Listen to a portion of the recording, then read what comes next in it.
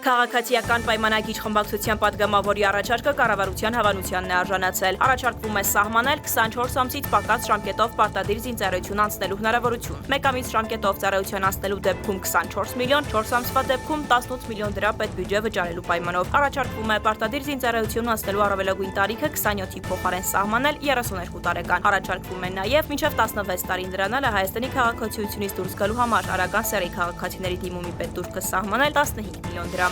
ԱԳՆ մամուլի խոսնակն անդրադարձել է Ալիևի կողմից հերթական անգամ հնչեցված այսպես կոչված Արևմտյան Ադրբեջան կեղծխոսույթի։ Armenpress-ի հարցին ինչպիսին է Հայաստանի արձագանքը 3 տեղի ունեցած միջոցառումներից մեկի ժամանակ Ալիևի հնչեցրած ուղերձում կրկին Արևմտյան Ադրբեջան խոսույթի շեշտմանը, պատասխանը հետևյալն է. Հայաստանի Հանրապետության տարածքում Արևմտյան Ադրբեջան չկա։ Արևմտյան Ադրբեջանը Ադրբեջանի Հանրապետության արևմտյան շրջաններն են։ ԱՄՆ-ն փորձում է կանխել Հայաստանի եւ Ադրբեջանի միջև հակամարտության ռիսկը, ԱՄՆ պետքարտուղարն է հայտարարել, նշել հայ գերիների ազատ արձակումը ԱՄՆ-ի շարունակական դիվանագիտական ջանքերի կարևոր բաղադրիչ է, ուղղված Ադրբեջանի եւ Հայաստանի միջև խաղաղություն հաստատելուն։